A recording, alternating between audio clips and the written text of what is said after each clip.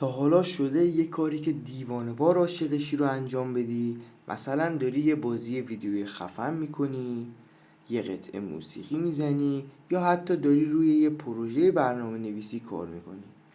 یهو به خودت میای، به ساعت نگاه میکنی و با چشای گرد شده میبینی 3، 4، حتی 5 ساعت گذشته و تو اصلا نفهمیدی.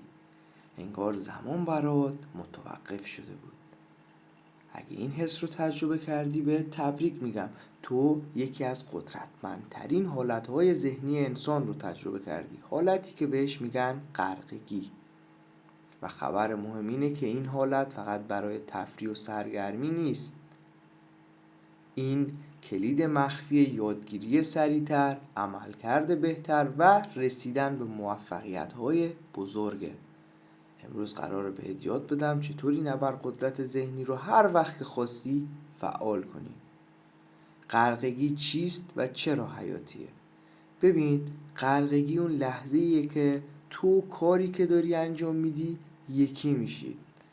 اون صدای مزاحم توی سرت که دائم داره همه چیز رو نقد میکنه ساکت میشه، تمرکزت مثل لیزر تیز و دقیق میشه و عملکردت به اوج خودش میرسه. و اگه نتونی وارد حالت غرقگی بشی، حتی اگه 12 ساعت در روز هم کار کنی، بازدهیت از کسی که فقط 3 ساعت اما با تمرکز کامل کار کرده کمتره. و حقیقت اینه که بدون فعال کردن این حالت، هر چقدر هم که سخت تلاش کنی، انگار داری با ترمز دستی کشیده رانندگی میکنی. پس مسئله سخت کار کردن نیست، مسئله هوشمندانه و عمیق کار کردنه. و غرقگی شاه کلید کار عمیقه. 4 قدم عملی برای فعالسازی حالت غرقگی. قدم اول، قلعه تمرکز خودت رو بساز. قبل از هر کاری باید تمام قاتل‌های تمرکز رو از بین ببری. موبایلت رو بذار روی سایلنت و از خودت دور کن.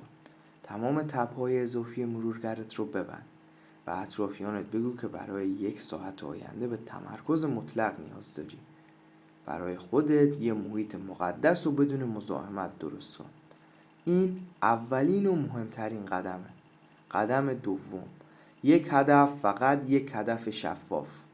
مغز ما از ابهام متنفره. چرا؟ چون مغز نداشتن قطعیت رو تهدید میبینه و این سبب آزاد شدن کورتیزول یا همون هورمون استرس میشه که حافظه رو مختل میکنه. و اگه ندونی دقیقاً قراره چی کار کنی، هی از این شاخه به اون شاخه میپری. پس قبل از شروع هدفت رو فوق‌العاده شفاف مشخص کن.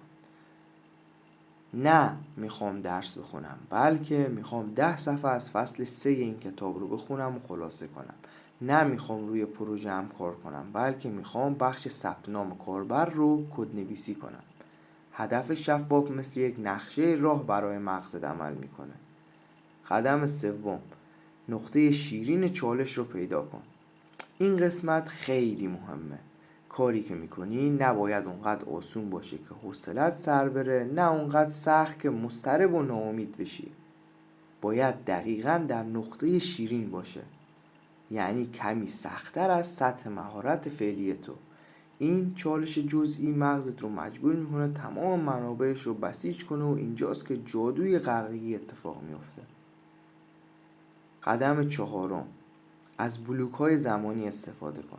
به خودت نگو من امروز کار میکنم، به خودت بگو من الان برای 60 دقیقه بدون هیچ وقفه‌ای فقط و فقط روی این کار تمرکز میکنم. یه تایمر بذار، در طول این 60 دقیقه تو اون کار تنها هستی. بعد از تموم شدن زمان به خودت یه استراحت کوتاه مثلا 10 دقیقه‌ای جایزه بده و بعد اگه لازم بود یه بلوک زمانی دیگه رو شروع کن. این تکنیک به مغزت نظم میده و کمک میکنه راحت تر وارد حالت عمیق بشه. پس یادت نره غرقگی یه اتفاق جادویی و تصادفی نیست، یه مهارته که با تمرین به دست میاد. با ساختن قلعه تمرکز، تعیین هدف شفاف، پیدا کردن چالش مناسب و استفاده از بلوک‌های زمانی، تو هم میتونی این ابرقدرت ذهنی رو فعال کنی. وقتی یاد بگیری چطور وارد این حالت بشی، نه تنها کارت رو سریعتر و با کیفیت‌تر انجام میدی، بلکه از خود فرایند انجام کار هم لذت بیشتری میبری. حالا نوبت توه برام تو کامنت ها بنویس معمولا موقع انجام چه کاری زمان رو از دست میدی و وارد حالت غرقگی میشی. گیم زدن، نقاشی، ورزش. خیلی دوست دارم تجربهاتون رو بخونم. اگه این ویدیو بهت کمک کرد که با این مفهوم قدرتمند آشنا بشی، حتما لایکش کن و برای دوستات هم بفرست و یادت نره کانال رو سابسکرایب کنی، چون کلی ترفند دیگه برای باز کردن قفل توانایی های مغزت تو راهه.